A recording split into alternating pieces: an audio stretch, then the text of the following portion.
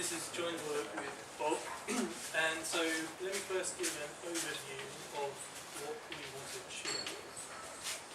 So the question that we're trying to address is how can we incorporate causal structure into the formalism of categorical quantum mechanics, which Bob gave an overview of just now. And our proposal is that we use partial monoidal categories with some properties on the tensor field, namely that it's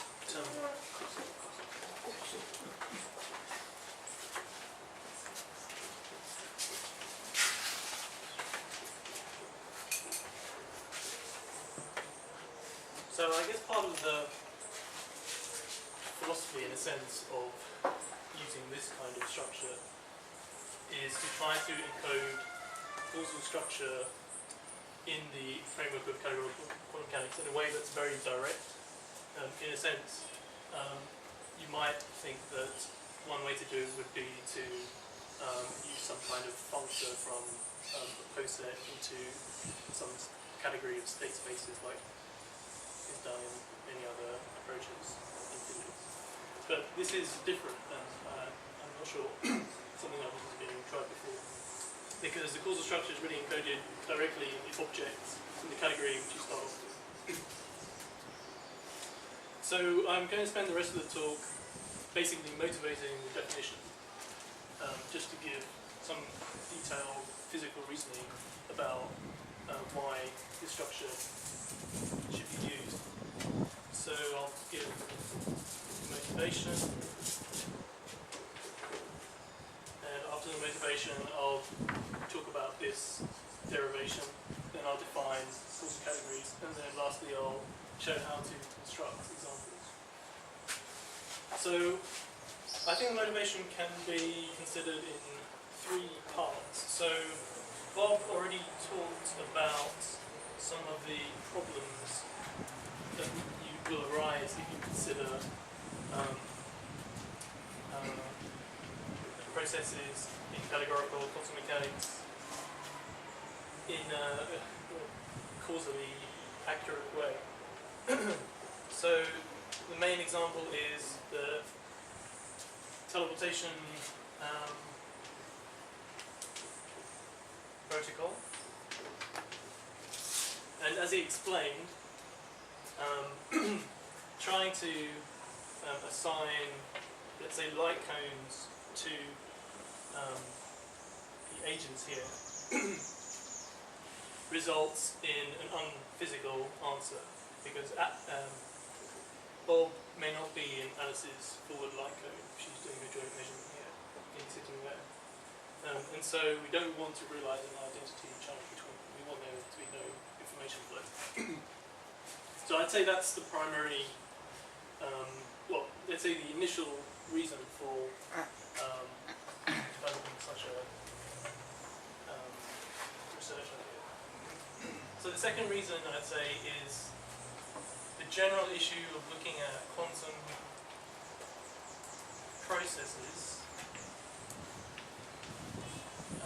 in a space-time setting. So, as I was saying, it's interesting to look at a different way of designing causal structures, and it may be interesting just for just from the point of view of theoretical physics rather than foundation,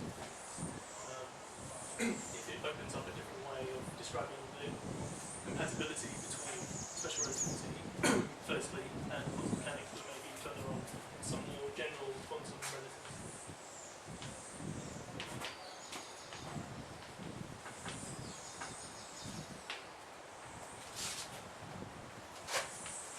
Something like quantum gravity when you say quantum relativity? Not, well, that's far too ambitious. But just perhaps like static space-time. Well, space-times without necessarily all the machinery are just. I mean, we don't have to get on the gravity, but some kind of limit where gravity is still classical or something like that.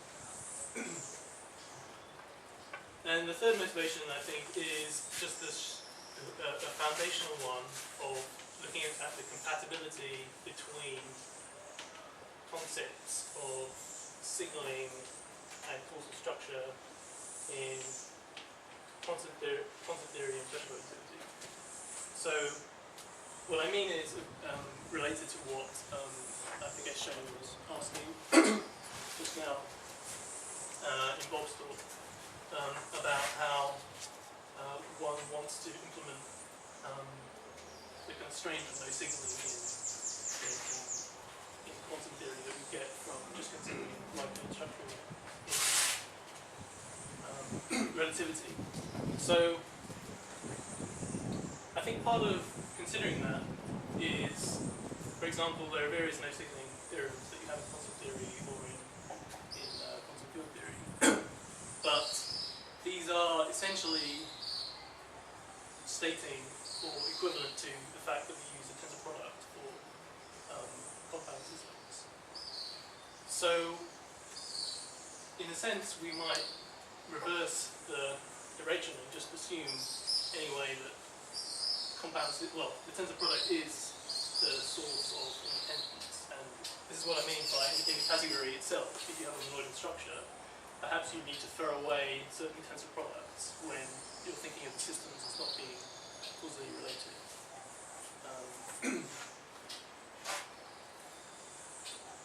And I suppose you want to put the tensor products in precisely when they're not causally related?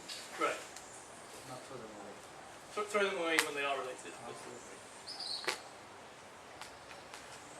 So similar approaches are quantum causal histories that are probably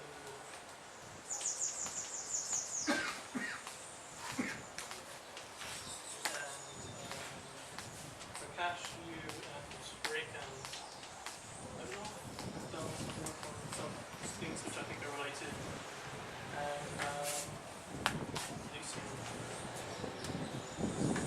and also this categorical inverting program, which several people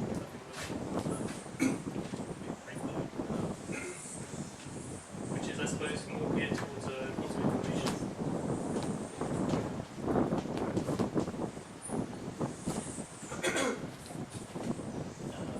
Perspective. What about the Christensen Crane stuff? I'm not really that familiar with that. I suppose that's quite geometric based. Some bare sort of partial.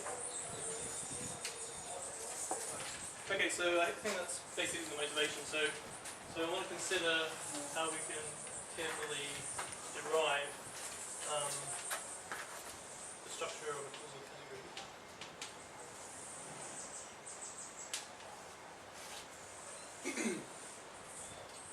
So this should come in three parts. So firstly, and this is related exactly to what Bob was talking about, we want to think of causal relatedness as connectedness of processes.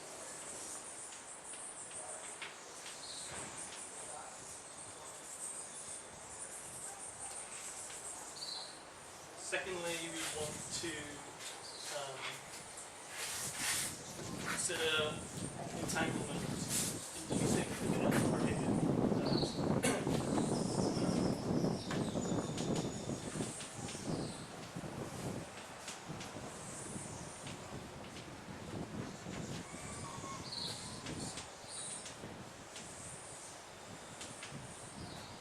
This will turn out to be equivalent to some of our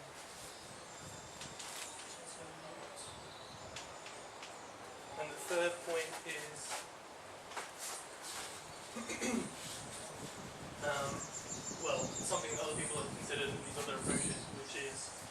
define a state at a particular foliation in your space and ensure that it's and ensure that you have a foliation and you want to consider the state in one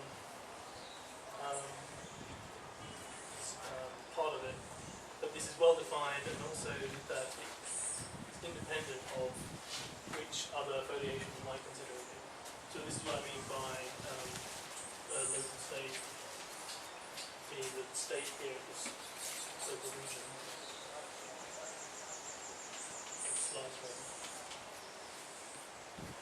And this is enabled by partiality of the tensor.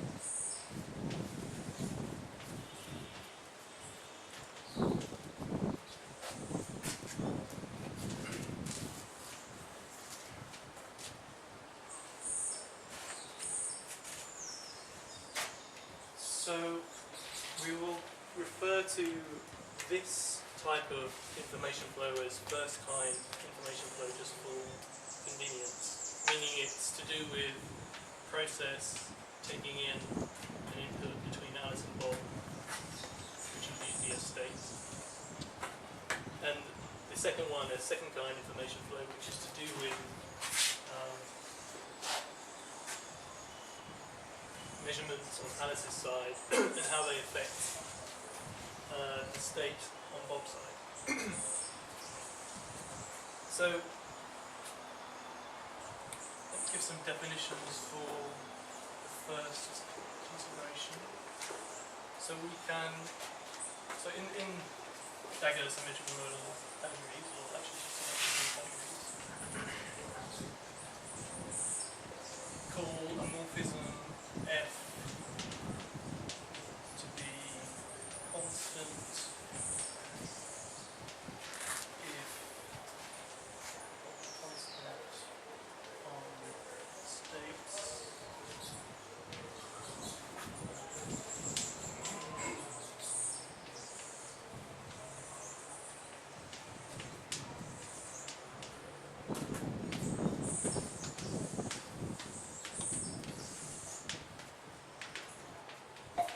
So the point of constancy, I guess, is that it's an obvious notion of lack of information flow, which you don't need to, which is kind of independent of using the model categories and disconnectedness and graphical values.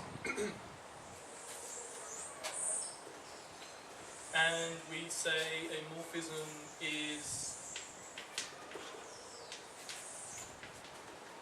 determined by its action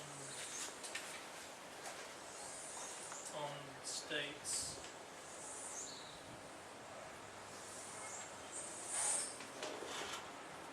if all other morphisms of the same type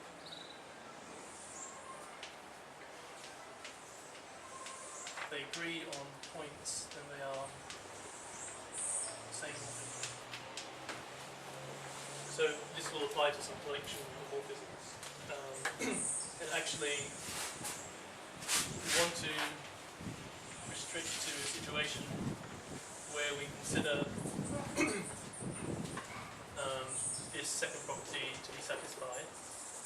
So we can identify disconnectedness that Bob was just talking about and constancy by assuming, firstly, if all scalars are just a unit scalar, and if the morphisms in the category satisfy this second property, then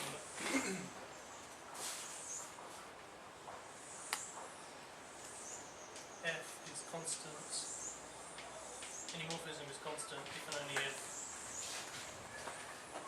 it is disconnected.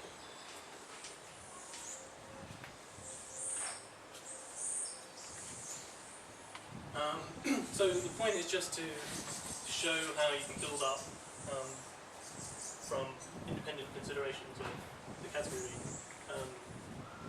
the idea of disconnectedness as corresponding to no information flow.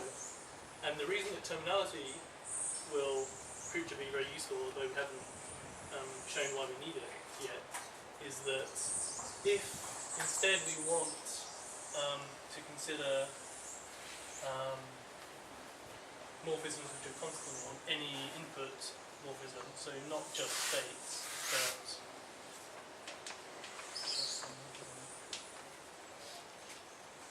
and correspondingly here we yes, these are also now no longer just states.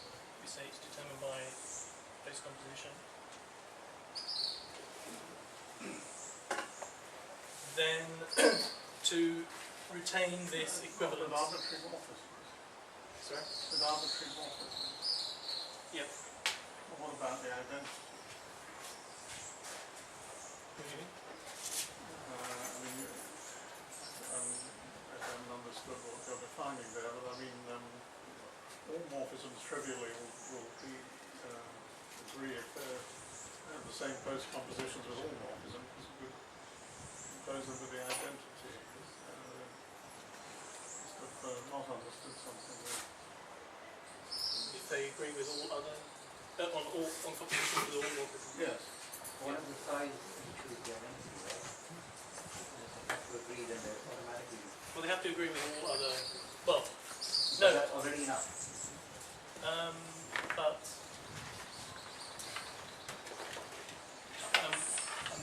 well, I'm just saying it has to agree on every single morphism in the category, not just yeah. But if two things agree on the composition with the identity, then they're equal. Yeah. Nothing else is what needs to be said.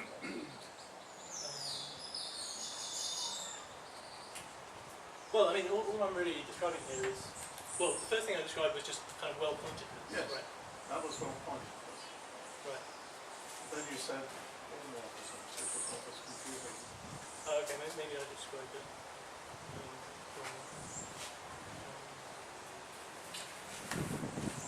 wrong. From states to interval. Right.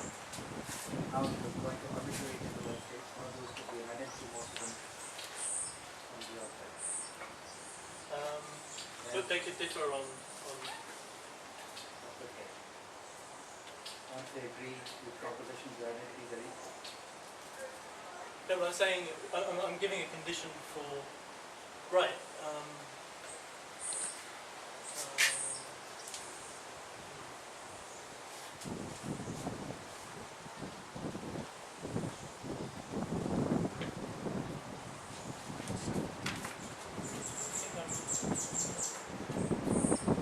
It's probably to do with quantifying here.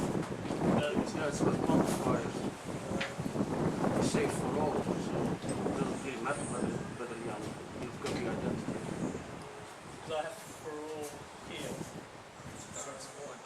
I probably only for all You can psi say as for well. all psi, won't you? Right. Yeah, for all psi. There you go. Right. Yeah, if you said from I, that would be well pointed. Yeah, Yeah. you said, that's what you said. What Right? was worrying Right. was when you said it's with arbitrary. Okay. Yes. Then trivially, anything's agree. Right. Yeah. No, I think what's happened with five or something. No. You got that in your proposition. Yeah. I have, but it's like it's okay.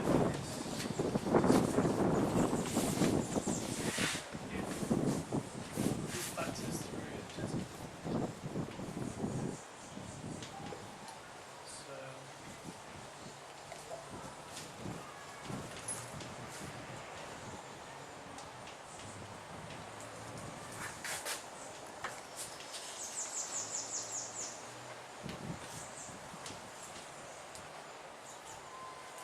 So graphically, just so, right.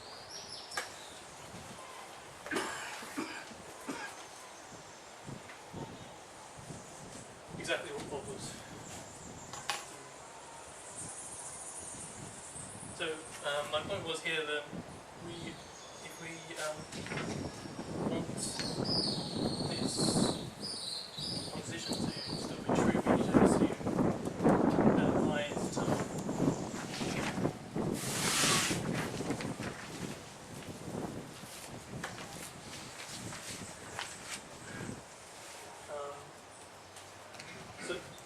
point is just to, I mean, it's actually not really saying much more.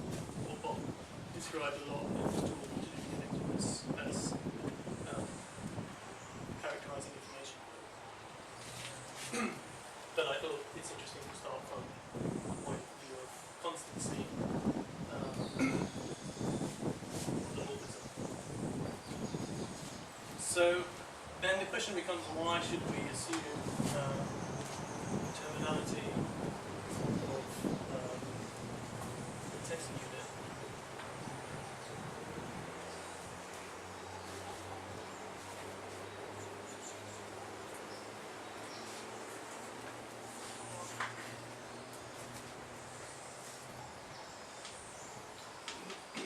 So this is, as I was saying, to do with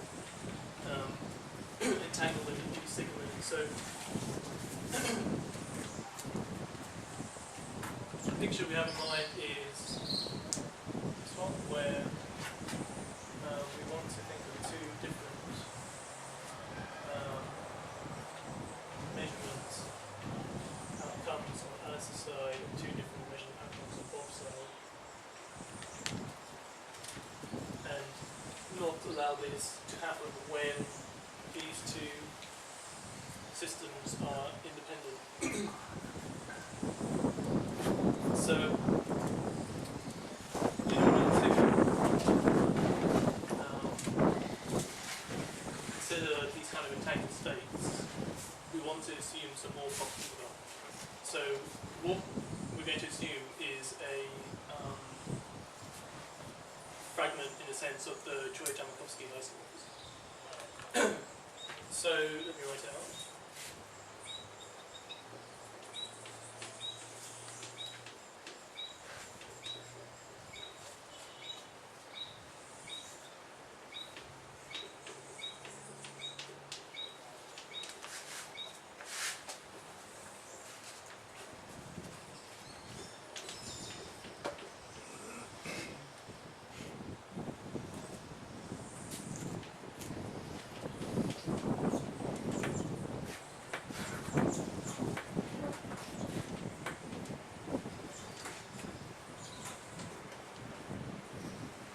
So we're going to use this state to give a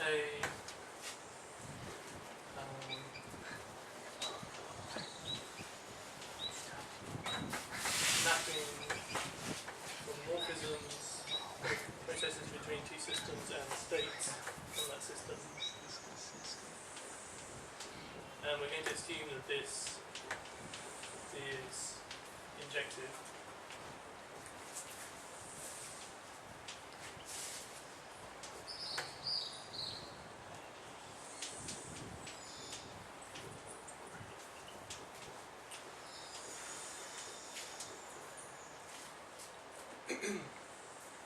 And this is the form of the Choi-Jamakowski isomorphism in quantum theory. So we're assuming some fragment of it, but it will still allow us to study other theories in this framework. It's true in classical probability. Right. So we have both of those as examples.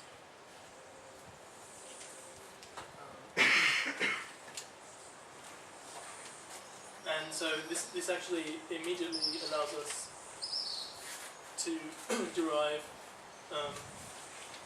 the terminality of the test unit, because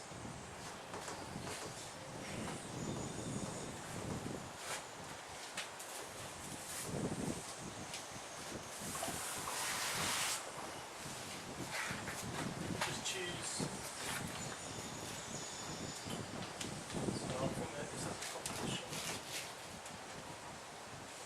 So let's call. Are there any other conditions? Or is it just that? Oh, sorry, I didn't say it's injected.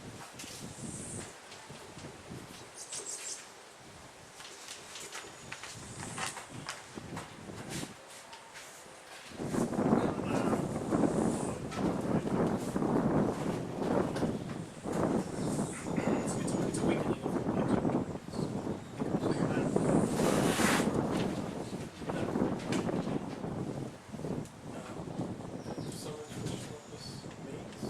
Well, as I was saying, it's in the Chamical sea ice morphism would provide a mapping from the channels to states. Yeah. So that's basically the example that we Doing transpose. Map state Map state duality, duality, yeah. Yeah. But this is weaker. This is weaker, yeah. And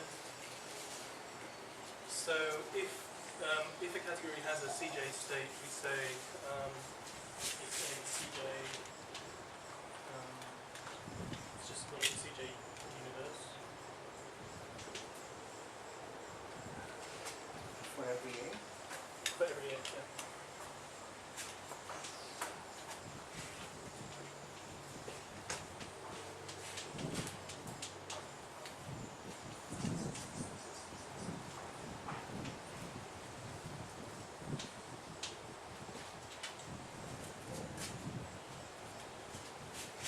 So a CJ universe obeying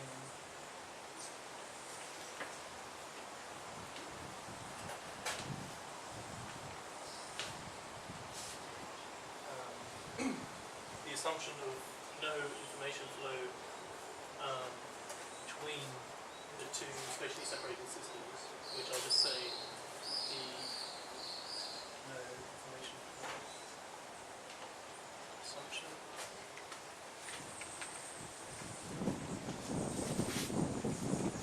How do you write that out in terms of category structure? This assumption. Yes. It would be just well, this would be determined, and it just corresponds to an effect here. We have information flow here. If a different effect here causes a different result in the system. As a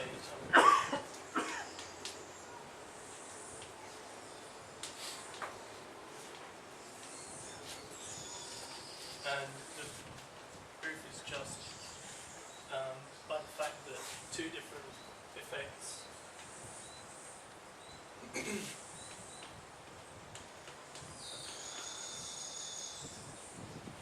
are going to result in two different states because of the ejectivity of this mapping.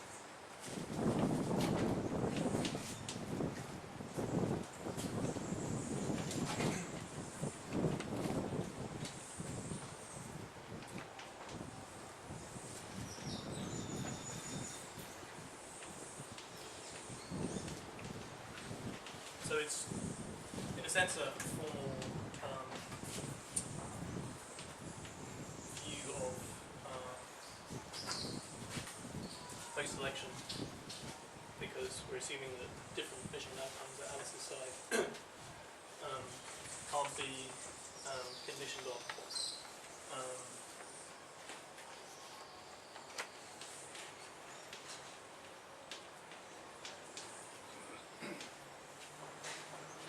hence we need to assume that we only have one effect in the category 1 morphism to the unit tensor, to the unit.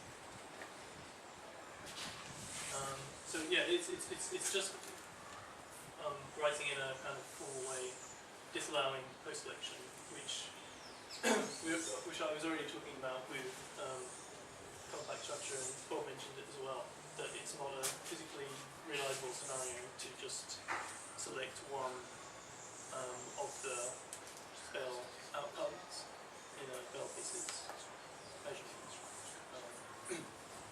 That's all it's saying, really.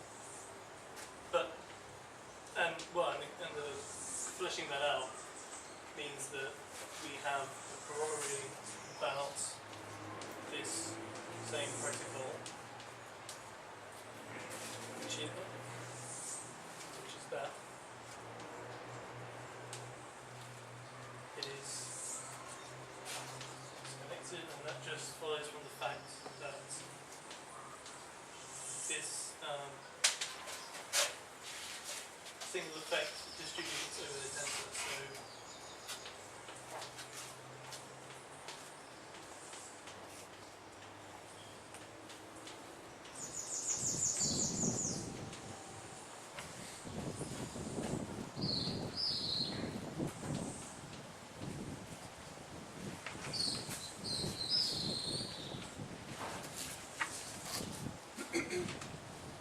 So essentially, this is like a kind of proof of concept, really, of restricting to this criteria, because it means that we're capturing the aspects of requiring communication between Alice and Dot. So that's, in a sense, the second part of the derivation. But now I want to consider states at foliations in a protocol. So we're considering the protocol as a diagram in the graphic calculus of a monoidal category. So, for example, this kind of just some arbitrary diagram.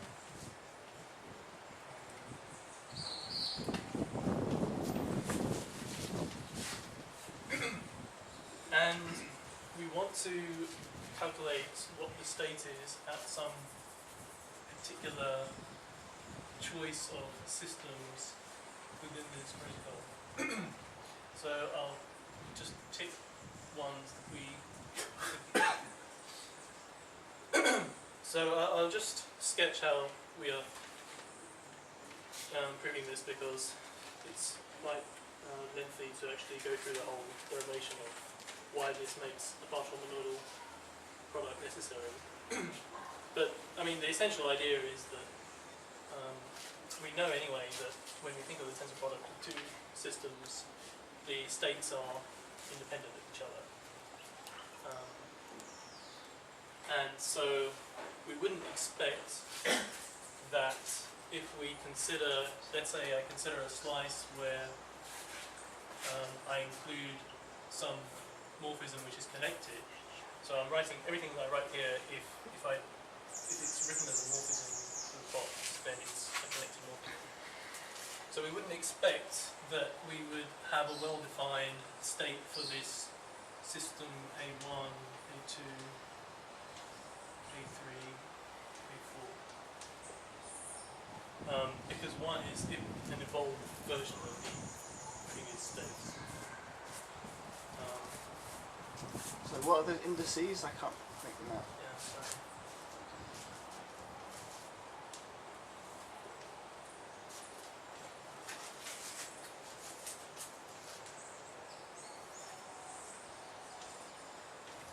So let's just say A is the tensor I guess it's the same thing.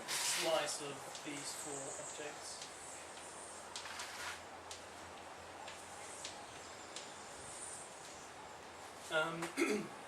So ideally what we want to do is to cut away the parts of this protocol which come after this slice. So if I exclude this one, then it's possible. All I need to do is I just, so this is a protocol. Some sequence of operations that's going to, the composite of which would result in some constant channel. But it needs some input state here.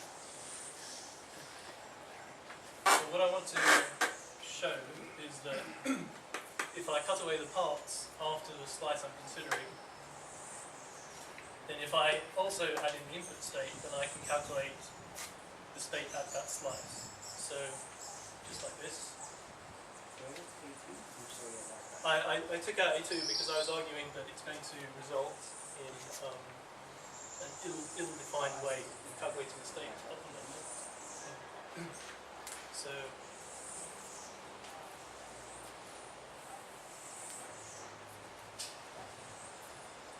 we just trace out the parts that we're not considering.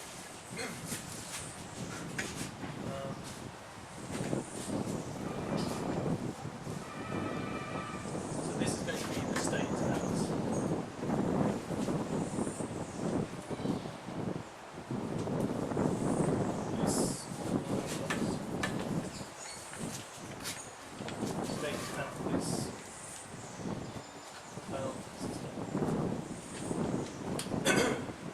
as I was saying, if I include, so this can be considered a spatial slice because it's involving objects which are all disconnected from each other by what I was describing in the first part. And I said information flow should be captured by disconnectedness. So we're going to, So E3 and E4 are disconnected by a reference. yeah. So this essentially means that let me write out spatial states.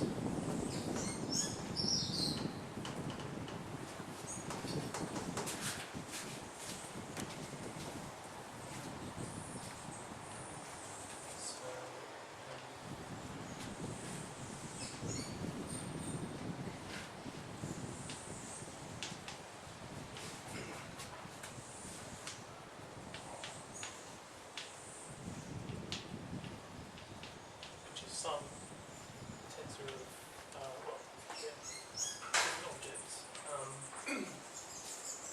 has each pair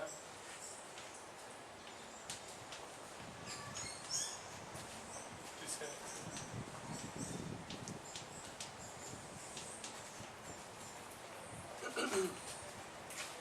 And the point of introducing that definition is that we can obtain the following results. So, given that we accept the reason for using terminology that I described just now, then for a symmetric monoidal category with terminal S unit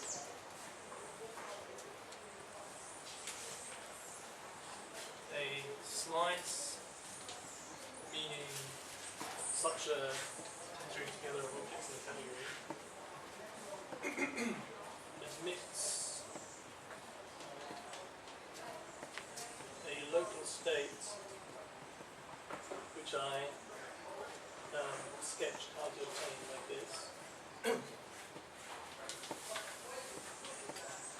Every scenario in which it is included, meaning all such scenarios like this in which it's an object, if and only if it is spatial.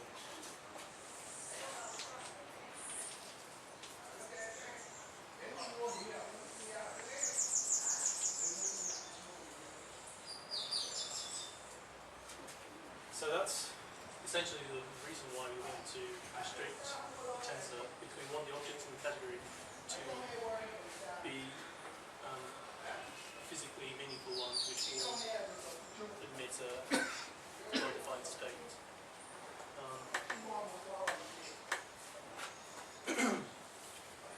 And I think it should accord with intuition anyway, in the sense that when we, in the other approaches that I mentioned that were similar, they would also want to enforce that the tensor product of two systems exists only when the underlying causal structure is unrelated.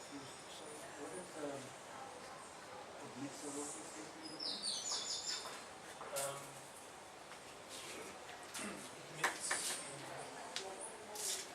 It means this process which I sketched out here, right? I cut away the parts of the protocol after Yeah. the state of the slice which I'm considering, and then I trace out the remaining open connections, and I get a state.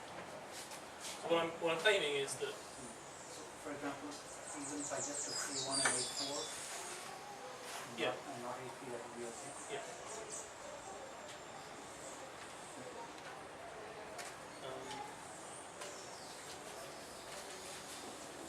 So I'm trying to match this with what I define as locativity. Not exactly. so I think in what you did, you also discussed covariance of state, the covariance of states on variations. Yes. So I think this is captured here this. Because we're assuming terminality, it's quite a powerful thing to assume. So we could look at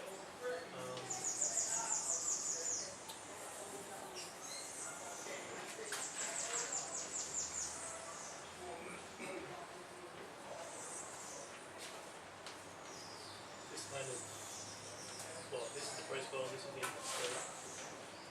And we'd want to consider, let's say, this system here. And we might think of it as being part of two different foliations like this, alpha and beta. So if I consider it, so if I obtain the local state in the way I described, just at C, using the alpha foliation, then I should get this.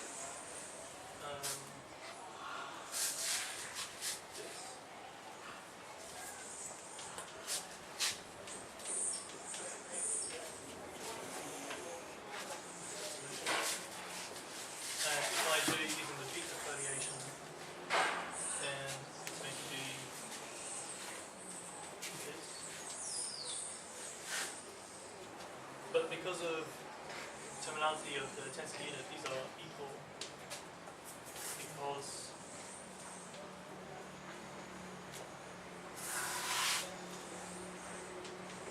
we have this equation.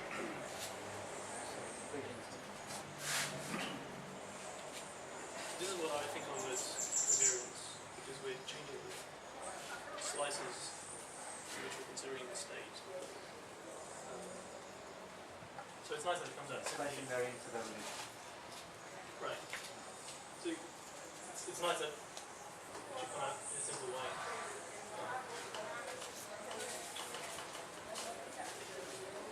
So well, all of what I've been discussing is being, I haven't defined the category, but I was trying to motivate how one would postulate that structure, but now I can define it. So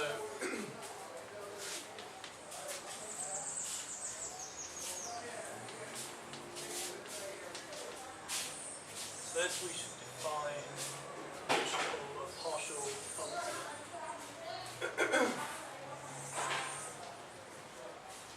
So this is just going to be a functor defined on a subcategory of what we are going to consider to be in the domain.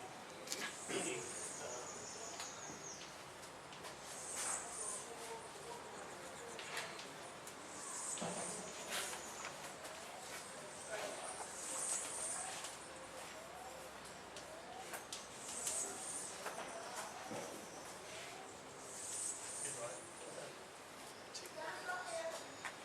is a functor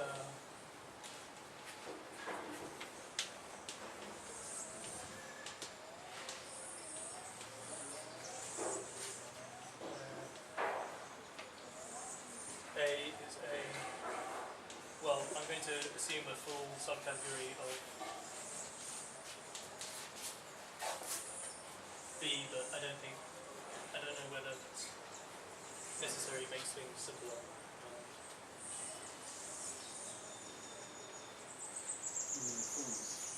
Yeah.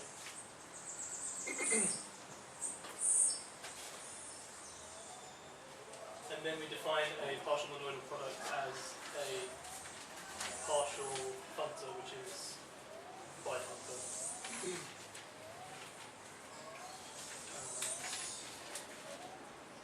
This.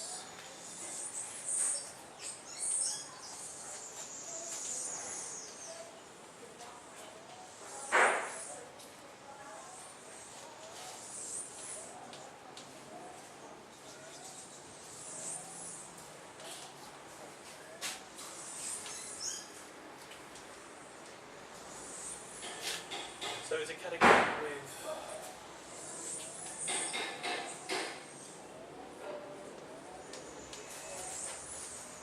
a partial,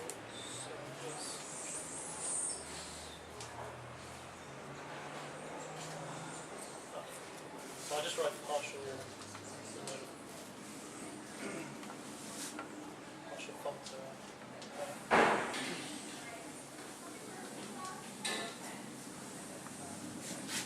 So we're defining our tensor product on some subcategory of C cross C, which will contain the objects which are causally independent. And requiring that the partial functor is a full subcategory makes it easier when considering things like the bifunctoriality property, because you always know that the morphisms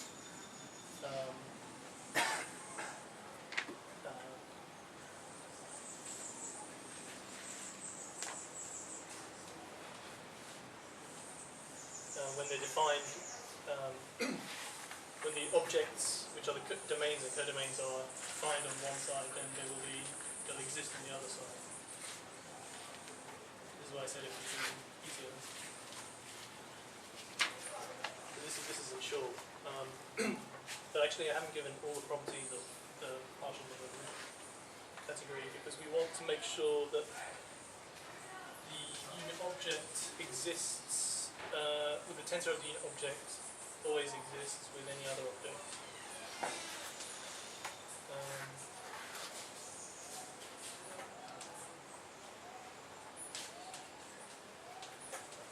And also that associativity conditions and symmetry condition also holds.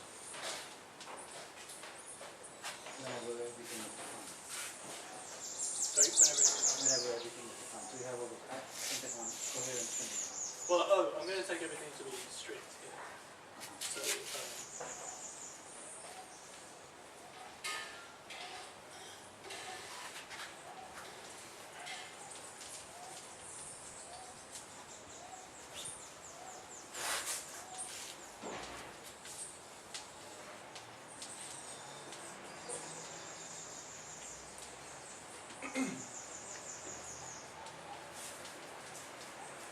so I think this is basically modeling how partial monoids are defined. I haven't seen many people define a partial monoid category. For the associativity, there would be the possibility that you go outside your subcategory. You're saying that doesn't happen. No, I'm saying so so essentially, there's a pair of existence things here. A tensor B exists and A tensor B tensor C exists if and only if the corresponding. So you have now all those things, conditions will now provided the things that exist. Right. Yeah. I just don't want to write out all the existence things, but yeah, that's what it is.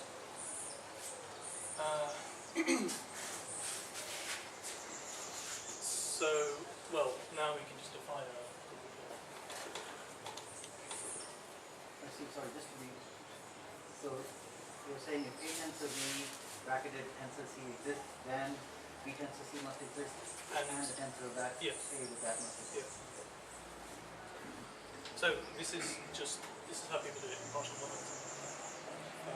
I haven't seen people define partial monoids, but I suppose maybe people who work in profunctors have a similar notion of promonoidal categories, but they are a bit more general than what we're doing. So,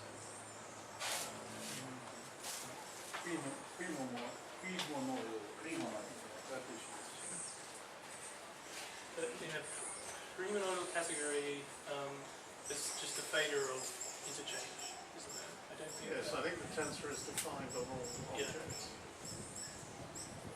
Just that it's not a bifunctor. Precisely, that's it. But it is defined on all objects. Which the difference is.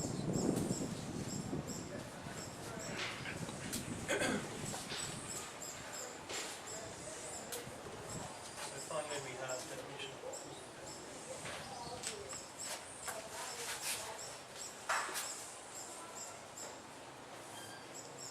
Is a partial monoidal category with terminal tensor units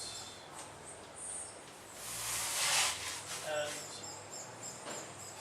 the tensor exists if and only if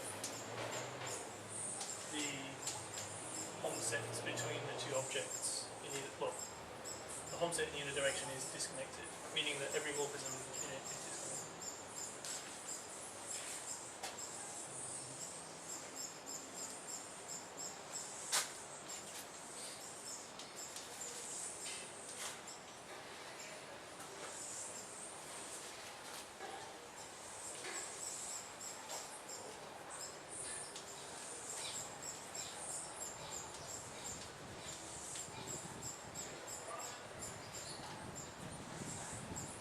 Which captures just the things I was talking about in the derivation part of the talk.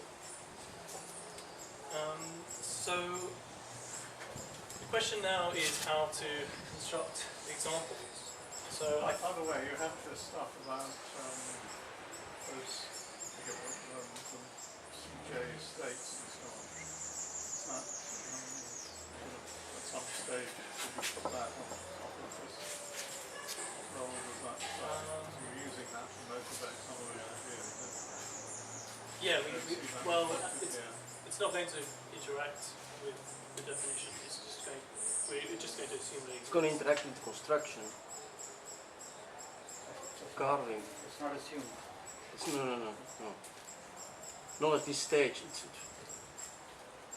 You could, but I see. So the point of that was to show that the unit will if still you got a allow you if you got a assuming that. universe in which something exists, which if the moment you got perfect correlation in classical probability, this stuff exists, Mhm. then you're automatically forced to have a terminal tensor unit. Right. Otherwise here you just assume making that fact. Yeah.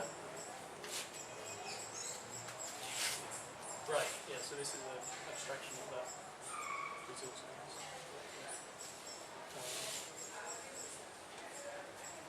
So, well, anyway, let me just mention a few consequences of this definition.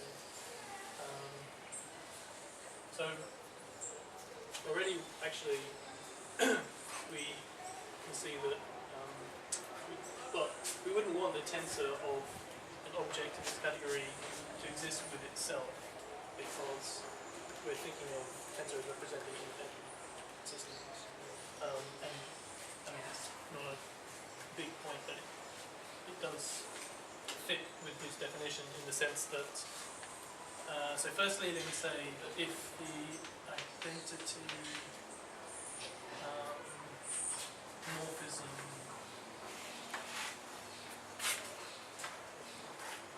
on an object is disconnected, then that object has only one state.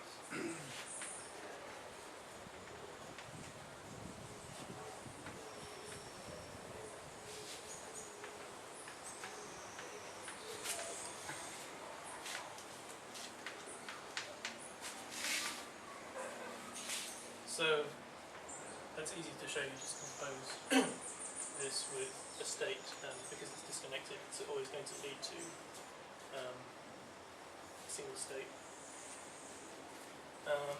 So, well, that means that if a tensor A exists, then A has only one state.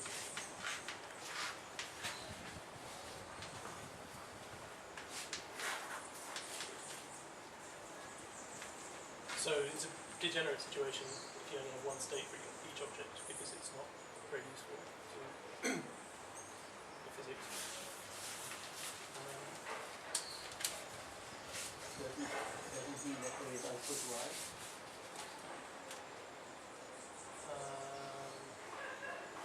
Yes, I guess it does. Yeah.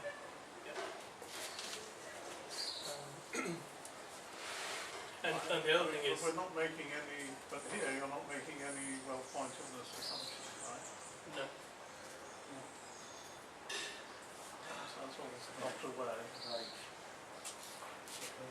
But By the way, I mean, could it be that something was in the domain of the monoidal functor, and it was isomorphic to something that wasn't?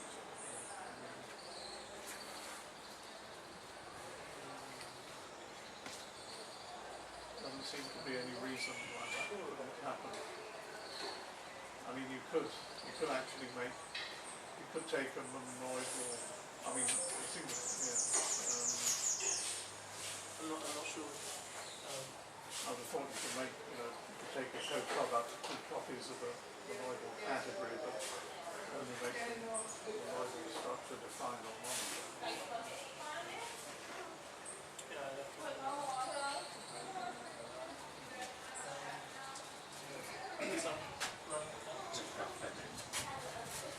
Okay, so I'll just talk about constructing examples quickly. So I think the first way that you might think of constructing an example is the intuition of pairing together a dagger symmetrical category that you have in category of mechanics and a partially ordered set that represents the causal structure. You take products of these things. So, for example, an object. So if we want to consider slicing in our category, then we should consider the set of this subset of the power set of the partial order, which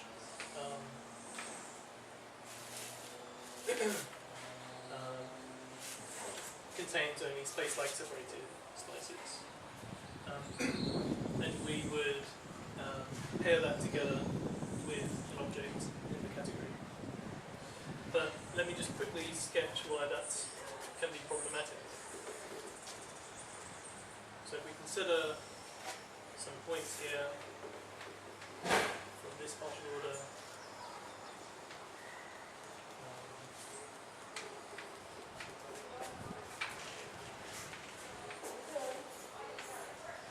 so the problem is now, how do we, so let's say this also has an object A from the category associated with it, this is B and this is C. And we will have morphisms between these objects. But if we define the Hom sets without making reference to the points on the slice, then we'll run into trouble, because this slice could be totally unrelated to the first one. But there's just going to be a morphism here and a morphism here, which would be connected morphisms, and they will compose usually to give another connected morphism.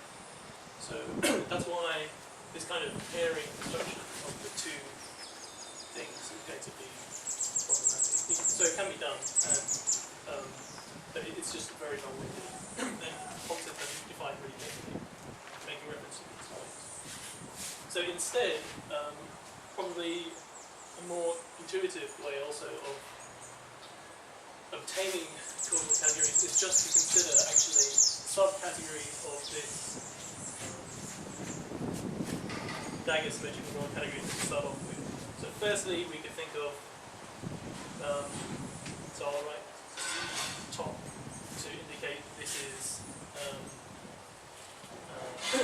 the subcategory which has only normalized morphisms, so it has this trace defined and a terminal object, which is consistent with the definition.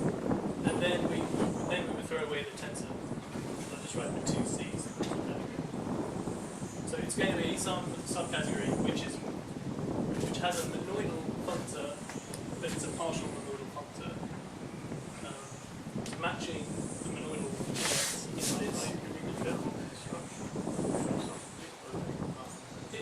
It's a general construction. So for an arbitrary daggerless monoidal category. So what is the top thing? This is the subcategory which is essentially preserved all the morphisms. You first have to pick your special morphisms, your traces. Right. So yeah, I don't have time to go into all of it, but basically, I'm assuming we have a trace structure there, internal straight trace, just like the what Bob was talking about here with this ground.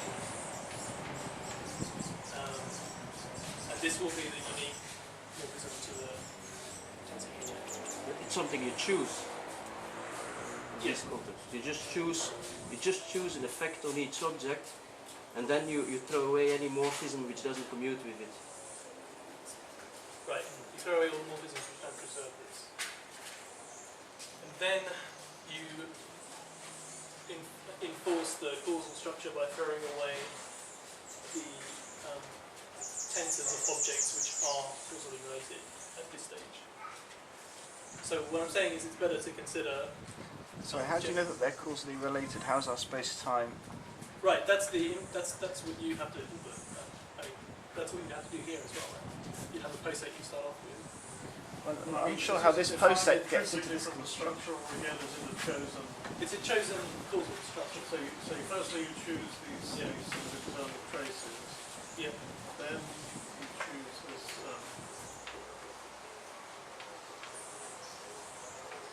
Well, we choose an order that will tell us which objects are connected in this category according to the definitions I gave earlier. So, And are there any constraints on which one? You just cut one out, so you've got a block of wood and you just cut out a little bit. The sort of thing I'm wondering about is if you choose the, I mean again, this idea of isomorphic copies in the category, could one be You throw stuff chosen? away. So you could, I mean, Carve out the because you carve. intuitively expect if things are isomorphic, then they should have the same. Yeah, I think that's not something we worked out. You can't have isomorphisms in there. Yeah, but I think you're saying they're isomorphic in C. Then you consider. Well, it's this second step where you restrict the domain of the tensor product. But you're saying that the object there could be isomorphic Well, to I'm one which saying is that not. something could be in the domain and it could be isomorphic to something which is not in the domain, Right. unless there are some constraints that prevent that, but then you have to show that they can be met. I think a useful comment might be that a pro-monoidal category can never have that property. If you have a partial monoidal functor which is pro-monoidal, then the sort of things Hampson talks about can't happen just as a Right, but I mean then that's defined in a different way, yes. it guarantees that almost. But you start with C, and then you choose some trace maps, then you throw things away which don't commute. Then you choose some poset P, is that right? Mhm. Then how do you get that P inside your category? By enforcing this disconnectedness condition. So you say that. Sorry, at the moment So we've got we two have- different categories. We've got C, where we've carved away after doing our tracing, and we've got P, which is another category. So Well, we've got- this is just supposed to represent the causal order on the objects in this category. So And is it arbitrary? So is this something you're imposing or something that you're we're imposing. observing? Right, so you get a poset that is the poset you want to impose, Yeah. and then what do you do in order to impose this on your... So you've chosen an ordering on the object, Yeah. right? Yeah. You pick objects for each element in your poset, and then dependent on where you got your order relations in your poset, you retain home sets or you throw them away. Right, okay, that's clear. So you So get you your... could very well then have things that are isomorphic being treated differently. So you get your poset, you get like an injective functor from your poset to your category, then you throw things out onto the image. Okay. Ray, are you finished or close to? Yeah, I think I should finish. That's fine, more questions?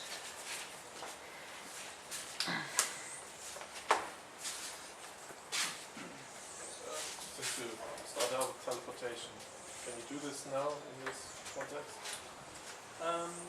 Yeah, well, it'll just follow from in a causal category. It'll just follow from the fact that tensor unit is still that's what allowed. That's what ensured that there was no communication. Because What are the things that let you express teleportation? I mean, are you assuming it's just any... that we have an entangled state.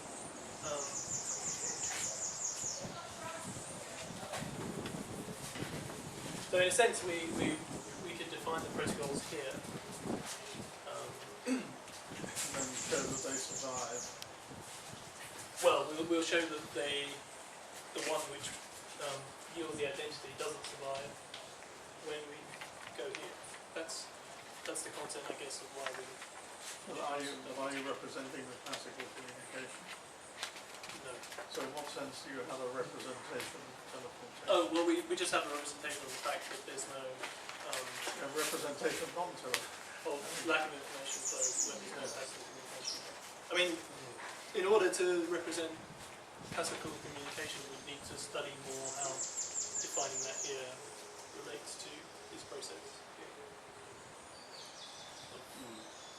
The point is you start with this big dagger compact category, and everything you do, usually defining classical information and stuff like I did before, you can do there. It's just that not everything sort of carries over to your universe where actually the real processes happen. That's the thing. So on the right you can define post-select teleportation, but it doesn't carry over to your deterministic universe.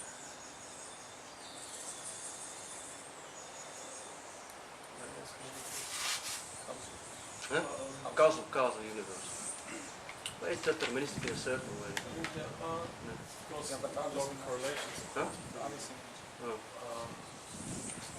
Like from experiments. I'm not sure. It doesn't follow that. Of course, there should be no information flow, but still you can have things which, well, not in causal answer, but you know what I mean. Yeah, they happen faster than like instantaneously. I don't know about that. I mean, the Bell state is the same measurement over here, you know instantaneously what a measurement over here will give you.